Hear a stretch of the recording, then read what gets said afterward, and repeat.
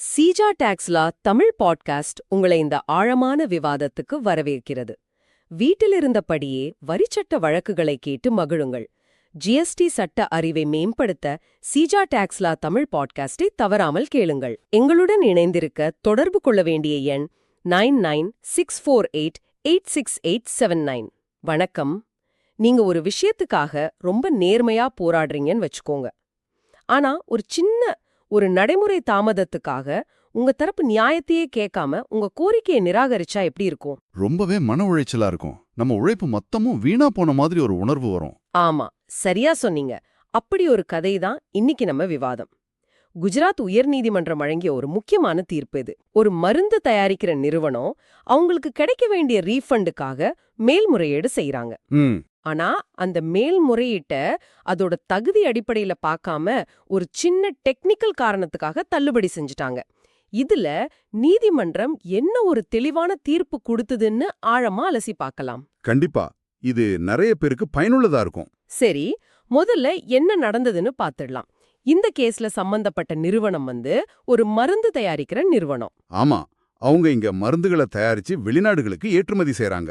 அப்போ ஜிஎஸ்டி சட்டத்தின்படி அவங்க வரி செலுத்தாம ஏற்றுமதி செஞ்சுட்டு பயன்படுத்தப்படாத உள்ளீட்டு வரிக்கடனை, அதாவது ஐடிசிய ரீஃபண்டா கேட்டிருக்காங்க. இது ரொம்ப இயல்பான ஒரு விஷயம் தானே? முற்றிலும். இதுக்கு பேரு ஜீரோ ரேட்டிங் ஆஃப் எக்ஸ்போர்ட்ஸ்னு சொல்லுவோம். அதாவது ஏற்றுமதிக்கு வரி கிடையாது, நீங்க மூலப்பொருள் வாங்கும்போது கட்டின வரிய அரசாங்கம் உங்களுக்கு திருப்பி கொடுத்துடும். ஏன் அப்படி? அப்பதான் நம்ம இந்திய பொருட்கள் உலக சந்தையில மத்த நாட்டு பொருட்களோட விலையில போட்டி போட முடியும். இது நம்ம ஏற்றுமதியை ஊக்குவிக்க அரசாங்கம் கொடுக்கிற ஒரு முக்கியமான சலுகை. சரி, புரியுது. அப்போ இந்த நிறுவனம் ஜூலை 2021ல ரீஃபண்ட் கேட்டு அப்ளை பண்ணியிருக்காங்க. ஆனா துறை அதிகாரிகள் ஒரு சிக்கலை கண்டுபிடிச்சிருக்காங்க.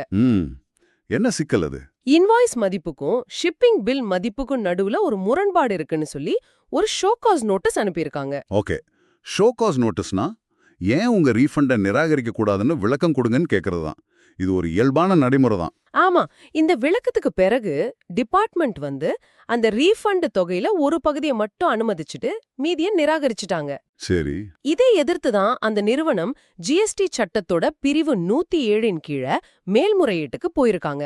முதல்நிலை அதிகாரியோட உத்தரவுல உடன்பாடு இல்லைன்னா அடுத்த கட்டமா அப்பீலுக்கு போறது தான் சரியான வழி. ஆனா இங்கதான் ஒரு எதிர்பாராத திருப்பம் நடந்திருக்கு. ஆமா, அந்த மேல்முறையீட்டு அதிகாரி முதல் அதிகாரி கொடுத்த உத்தரவோட சான்றளிக்கப்பட்ட நகலை, அதாவது சர்டிஃபைட் காப்பிய சப்மிட் பண்ண சொல்லியிருக்கார். சரி, நிறுவனமும் அதை சப்மிட் பண்ணிருக்காங்க. ஆனா கொஞ்சம் தாமதமா, கிட்டத்தட்ட 71லிருந்து 106 நாட்கள் வரைக்கும் லேட் ஆயிடுச்சு. ஓ, இதுதான் பிரச்சனையா? இதுதான் பிரச்சனையே.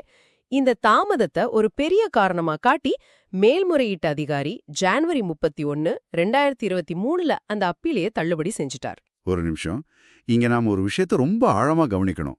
சொல்லுங்க. அந்த அதிகாரி இன்வாய்ஸ் ஷிப்பிங் பில் முரண்பாடு உண்மையா இல்லையாங்கிற தகுதிக்குள்ளேயே போகல. அதாவது கேஸோட மெரிட்ஸ் அவர் தொடவே இல்லை. கரெக்ட். வெறும் ஆவணம் சமர்ப்பிக்கிறதுல ஏற்பட்ட தாமதம் அந்த ஒரு காரணத்தை மட்டும் வச்சு மொத்த மேல்முறையீட்டையும் நிராகரிச்சுட்டாரு. இதுதான் இந்த வழக்கின் மைய புள்ளி. இங்கதான் விதி 108(3), அதாவது ரூல் 1083 உள்ள வருது. இந்த விதிப்படி குறிப்பிட்ட காலத்துக்குள்ள ஆவணங்களை சமர்ப்பிக்கணும். அது ஒரு நல்ல நோக்கத்துக்காக தான் இருக்கு. ஆமா, இல்லனா கேஸ் இழுத்துக்கிட்டே போகுமே. நிச்சயமா. ஆனா இந்த கேஸ்ல அந்த விதிய ரொம்ப ஏந்திரத்தனமா பயன்படுத்தியிருக்காங்க. சட்டத்தோட நோக்கமே நீதியை வழங்குறது தான். ஒரு சின்ன நடைமுறை பிழைக்காக நீதியே மறுக்கலாமா?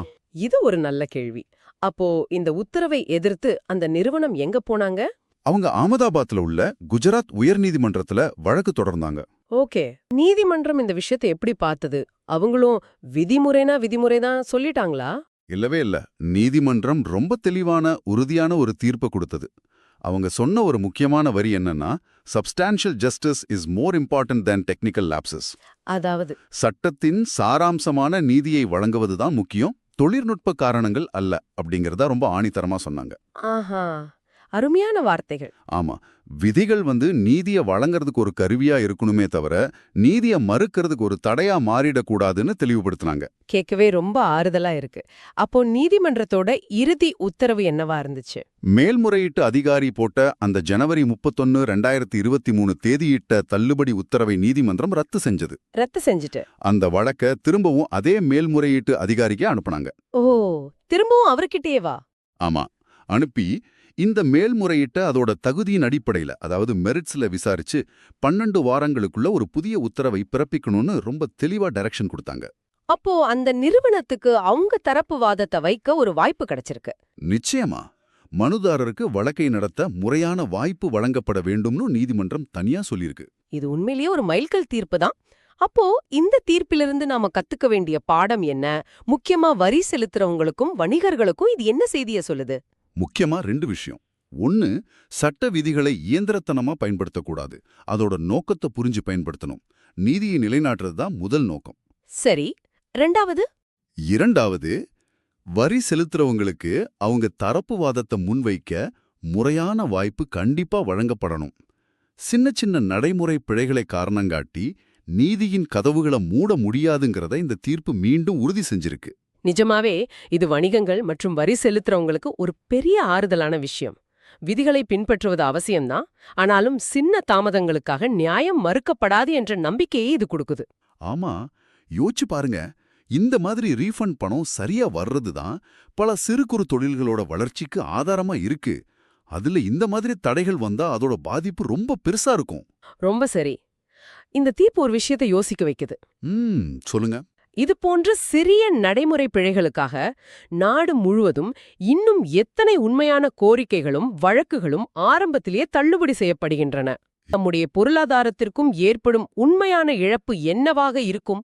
இதை பத்தி நாம எல்லாரும் யோசிக்கணும். கண்டிப்பா.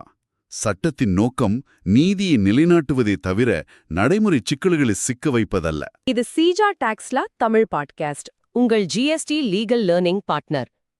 ஜிஎஸ்டி சட்டம் பேசும் உங்கள் தோழன் எங்களுடன் இணைந்திருக்க தொடர்பு கொள்ள வேண்டிய எண் 9964886879.